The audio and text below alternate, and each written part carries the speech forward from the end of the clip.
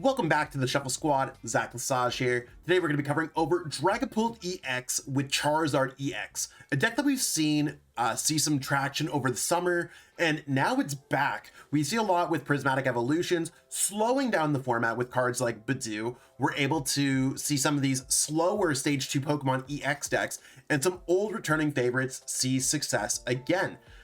Now, Dragapult EX and Charizard EX might not seem like the best pair, beyond them both sharing a fire type energy requirement, whereas Dragapult also takes a psychic energy requirement.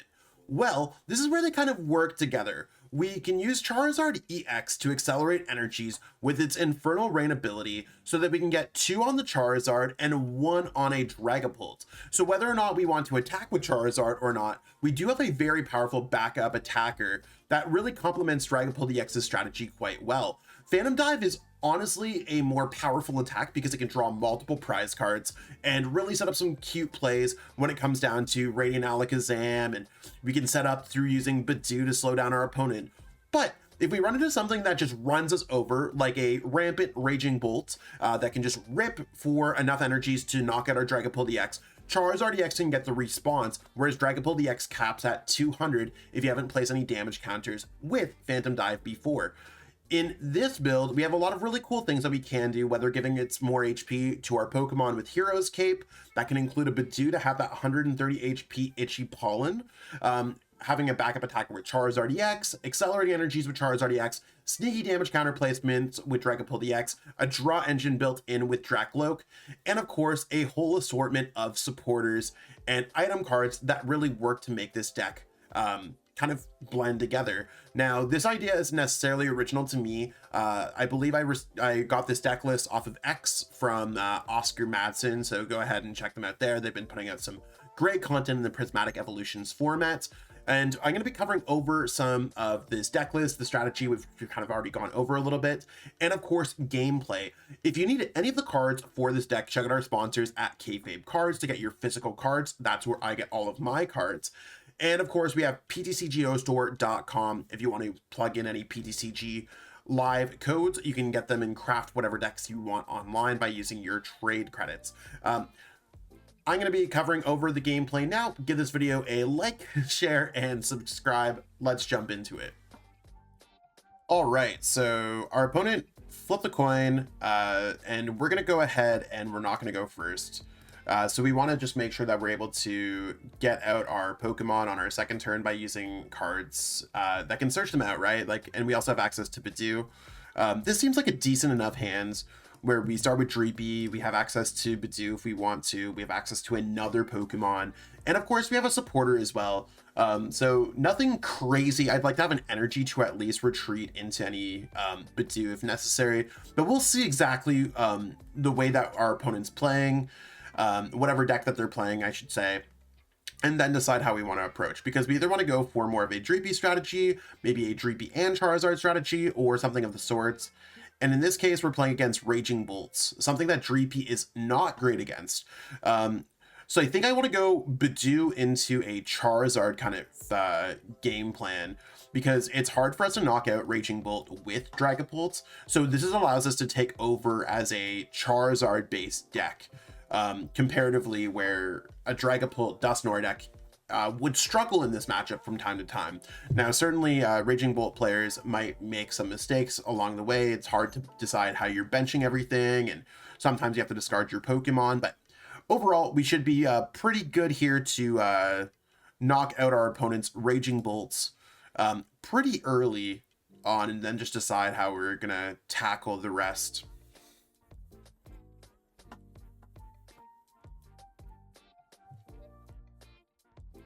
Okay, cool. There's their energy.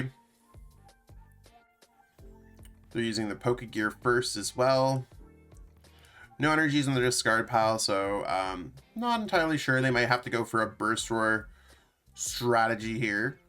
Unsure about how everything's going to go. Or we can also play Iono. The fact that their hand's pretty low is going to be interesting for us, but we'll get through it.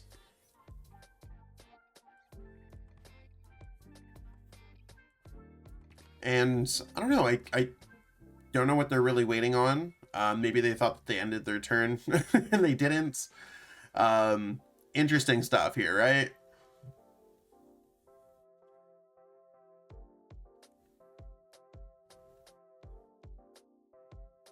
Cool. So back to our turn. Let's see what we got. We got a Drakloak. I almost want to go for Charmander for what it's worth, because if our opponent goes after one, that's fine. But I think I'm gonna just look up and see what Artisan brings us first. So if we look here, we don't have much. I think like Charmander is definitely gonna be one of the cards that I want. We have our Charizards, we have all of our other pieces. So let's go to our valid targets. First and foremost, I need to grab a Charmander, even before I decide to grab Budew. Now, if we have anything next turn, like our hand's not supportive of us doing much, and we also can't attack with Budew, I think what I'm going to end up doing is just going ahead and searching for a Charmander. I think Budew doesn't necessarily matter in this matchup as much as I want it to. So I'm just going to go ahead and go Charmander here. Because if worse comes to worse and we were to get other Pokemon, I think we'll be able to search out a Budew, and we can't retreat if we don't have an energy. So let's go Iono. I know our opponents only have 2 cards in their hands, but we really need to set up for next turn anyways. And here is going to be our Budew play. So let's go Budew, Dreepy. We're going to shuffle those Drakloaks back kind of towards, maybe not the bottom of our deck. And we're just going to attach to our Dreepy here and retreat and use Budew. This is going to allow us to do 10 damage to our opponent's active Pokemon and stop them if they have a handful of items. So I'm really hoping that our opponent either takes the knockouts or that we're just able to kind of vibe out here with Itchy Pollen for a couple turns. If we hit them 3 times, that does allow us to use Charizard plus the prize card that our opponent's drawn to do the 210 damage. Be surprised if they grabbed anything. Okay, so no Radiant Greninja, no way to discard energies that are item based. So I think our opponent's actually going to, unless they raw draw into the fighting energy, which is decently high chances. Our opponent doesn't have any way to get out of Itchy Pollen. They don't have any way to use Professor Sodas. They don't have any energies in the discard pile. So our opponent not only is item locked, we're kind of supporter locking our opponent too, outside in case they wanted to play Boss's Orders, which I'm totally fine with if they wanted to play Boss's Orders. No Burst Roar either. Big chillin'. Now, for us, we do have some opportunities here to kind of go through. I think before I do anything else, I'm probably just going to use Artisan. And I'm just going to grab another Dreepy. Now, when it comes to attacking into our opponent's Pokemon, I think I want to use Iono again because we don't have much going on in our hands. So I am just going to go ahead and Ultra Ball these. And as much as you might think that I'm going to grab a Charizard, our opponent could just go Boss's Orders, Knockout, and then take the first 2 prize cards. Since my board is only single prize card Pokemon, if they just go 1 prize card, then 2 prizer, 2 prizer, 2 prizer, we do have an opportunity to win the game before our opponent does. So in this case, I'm going to use Drakloak, and then I'm going to use Iono again. I'd like to get some more Draklooks to get our deck pumping through some cards and start churning through cards with Recon Directive. We did get a Rescue Board, which can be quite hot. Before I evolve, I want to just go ahead and use Recon Directive. Lance seems like a really great card. Arven does allow us to go Rare Candy and make things happen, but I do think that, you want to know what? Yeah, we already have an Arven in our hands. So let's go ahead and put Lance there. I was just double checking because I'm like, maybe Arven can be a little bit more useful. But we're going to go ahead here and go Drakloak again. We'll go Recon Directive. We've already used a Fire Energy. Now, do I think that there's a world where I think Counter Catcher is just a better play because we can go Rare Candy Charizard Counter Catcher. I don't think our opponent plays any kind of disruption cards. It's really rare in Raging Bolt decks, and if that happens, it happens. I guess if they get the knockout, I'd rather just be safe with the Rescue Board on this Drakloak. If they knock it out, it is what it is. We have Budew for free retreat. And then I'm just going to go Itchy Pollen again, because if we just go Itchy Pollen, and if I get the first 3 damage counters on Raging Bolt, we're just waiting for our opponent to take any prize card, and then we just naturally knock out our opponent's Pokemon in the active.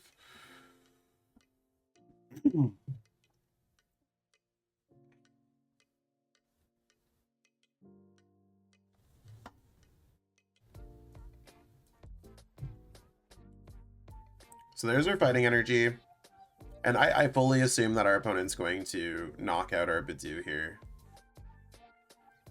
And that's fine. I'm fine to give our opponent all the item cards that they might want to have.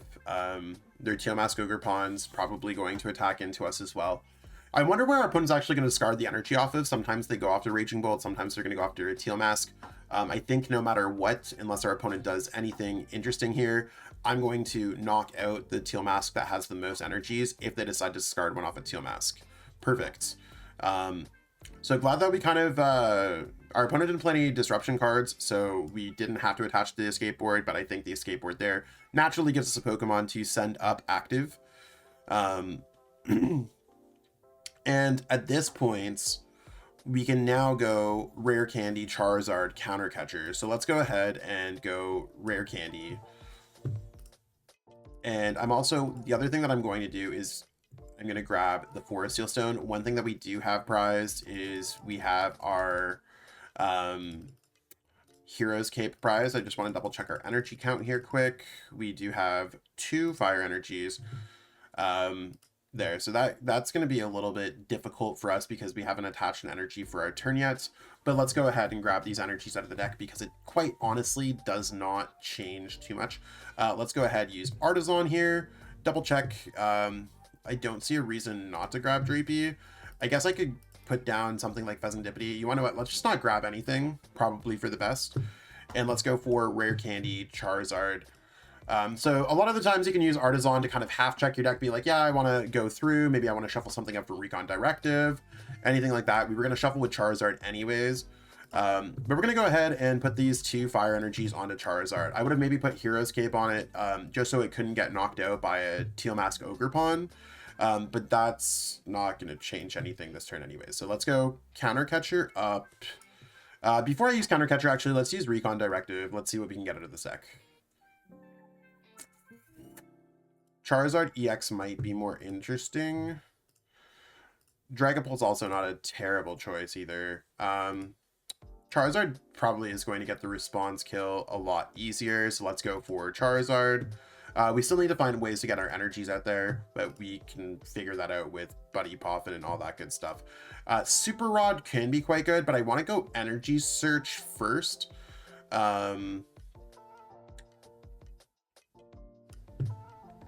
Ooh, that's actually tough. Do I want to go for the Super Rod? The Super Rod actually prepares us for next turn.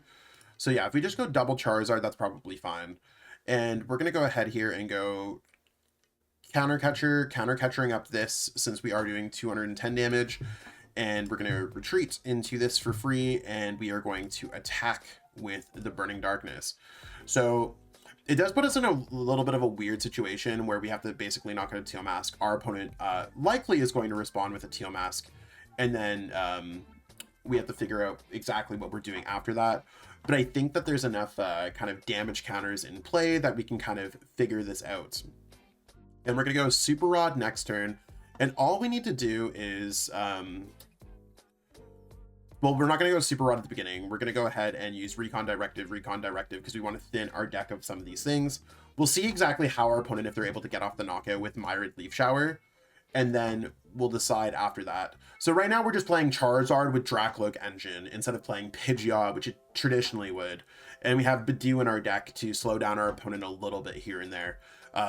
So you can see that this deck changes where it's against maybe a Gardevoir deck where Charizard is only drawing 1 prize card against something like Drifloon or Screamtail, that we could be using Dragapult to draw multiple prize cards. So it's kind of a two-pronged approach at the metagame, and very similar to the Iron Thorns Dragapult EX deck that saw some success in the past few months, whereas 2 different styles. This one has a little bit more synergy built in when it comes down to it, so I think it's pretty solid across the board. Hero's Cape would have been huge there because they would have only hit us for 360 and we would have 430. But when you have things prized, there's nothing else you can be doing. And our opponent's also gonna have enough energies where they knock us out with Raging Bolt, pretty much. So there's also that. I'm gonna set up Drakloak because Drakloak has free retreat. I mean, if we're able to go, there's a few ways that we could actually handle this. We can go Dragapult and move the Radiant Alakazam damage to the active from the Raging Bolt and then get set up after that. We still need to go Rare Candy, no matter what we decide to do. At this point, we might be able to use Artisan a little bit more freely, so let's go ahead and double check that out. I just want to...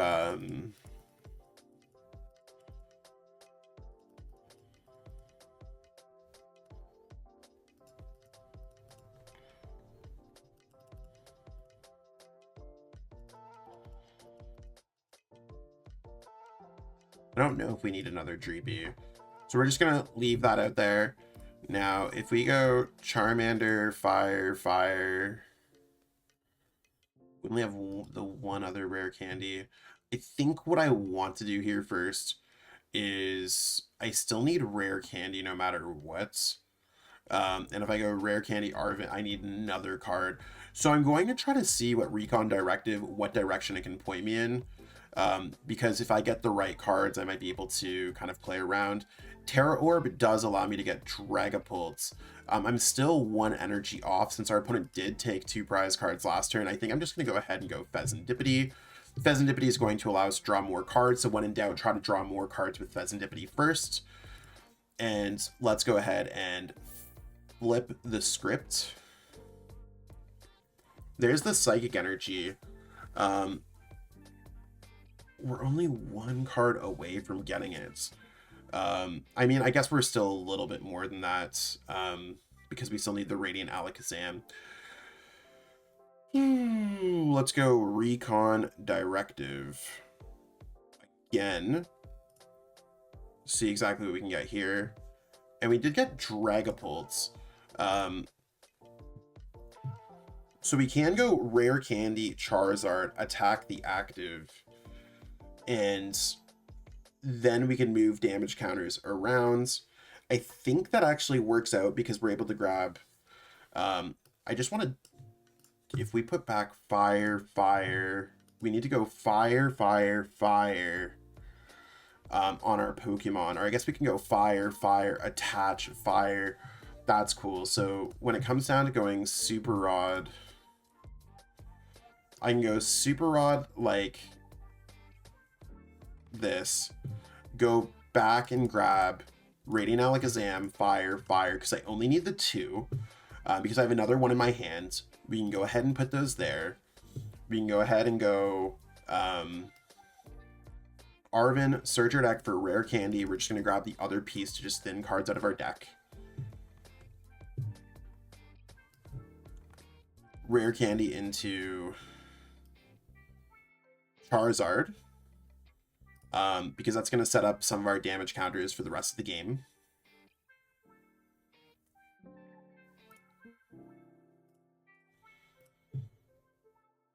Fire Energy on Charizard, Fire Energy on Drakloak, evolve Drakloak into Dragapult EX, put a Psychic Energy here, and we don't need the Radiant Alakazam yet. That will allow us next turn to take a 4 prize card turn. So retreat into Dragapults. We don't need anything else, so I'm just going to go ahead and thin some cards from our deck. Energy Search could be helpful. TM Evolution doesn't help us, so I'm just going to put that there just so it gets discarded again. I have to prepare in case our opponent has any kind of cards that could shuffle back. And at this point, we're going to go ahead and hit 200 here. And I'm just going to hit for 20 there, because if they knock out our Charizard, that could be annoying. Our Charizard also doesn't have enough energies for the knockout with Tiamat's Gogurpon unless they attach an extra energy. And I'm going to go ahead and put 4 damage counters. Is there ever a world where I can... Yeah, I guess it doesn't matter too much. I'm going to just put the 4 damage counters here. In case they decide to attack with that one. Maybe I could have put them on the Sandy Shocks, and that could have maybe set up for a multi-prize card kind of thing. But reasonably, we win the game by having a Radiant Alakazam to move damage counters to Teal Mask Ogerpon and going boss's orders knockout on one of our opponent's other Pokemon. If they knock out our Dragapult EX with Raging Bolts, certainly that's fine. We just go Charizard, knock it out, and Radiant Alakazam for prize card turn. I don't think the Pokemon catchers matter here. They also need another Grass Energy. They also have so many Pokemon catchers. Just get the heads. There we go. I don't want our opponent to be upset that they didn't get the heads and think that's why they're losing the game. So if they knock out our Charizard EX, we just win the game with boss orders, which is a lot easier for us than anything else. Because we already have our energies in play. It doesn't really make anything weird there. Because we don't even need the Radiant Alakazam at that point. We could just bring up our opponent's Raging Bolt on the bench, either one of them, and knock out our opponent's active Teal Mask Ogerpon. Because damage counters do go through the... It's only damage for the Tera type kind of ability. They do have Iono. Crazy. Maybe we'll find Fish. There's a pretty good chance at that. Interesting.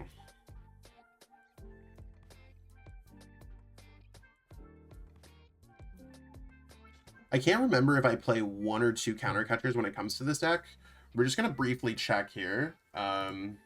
We have two counter catchers. So let's double check to see. We are gonna be behind on prize cards either way. So I mean, we're gonna set up Drakloak. We're gonna get Drakloak, Fezandipiti, and we know that there's boss's orders on the top of our deck. So there's a pretty decent chance that we could just draw into like the Lumineon for boss to guarantee the game, because there's a chance that if we just go Radiant Alakazam, knock out our opponent's active by moving damage counters to it, they just end up a single prize card Pokemon. So they're down to one prize card. Let's go send up Drakloak because free retreat over everything. And let's see what we got here. There's counter catcher. Cool. So like I said, good to always double check and know exactly what's going on in your deck. We're just going to retreat here. We don't need to worry about anything else. Let's go counter catcher, bring this up, and let's go Phantom Dive, being able to draw our remaining 4 prize cards. Yeah, and our opponent's just going to concede there. So overall, it turns what would have been a difficult matchup and difficult situation for Dragapult Dusknoir, which is one of the top decks in format. And we had Charizard to not only accelerate energies, but do damage. And we were able to kind of switch mid-game from a Charizard gameplay and focus on Dragapult fully taking over. So I thought that was really cool.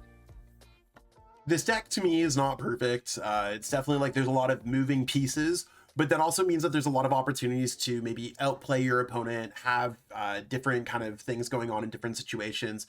In a world where our format is really situated around Lugia and Dragapult Dusknoir and Miraidon, and Gardevoir is kind of the top 4 decks in format, this deck can hold its own against those in a lot of different ways. And I think that there's kind of the right amount of blend of cards here to make those matchups really work in your favor.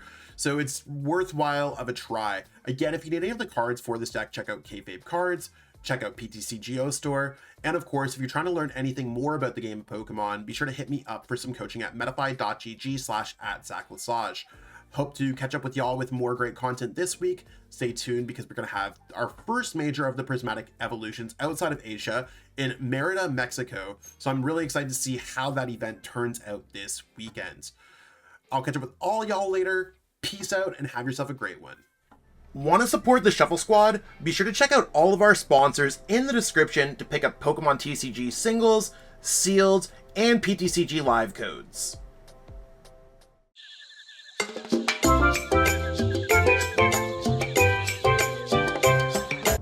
You made it to the end. Thank you so much for watching this entire video from the Shuffle Squad.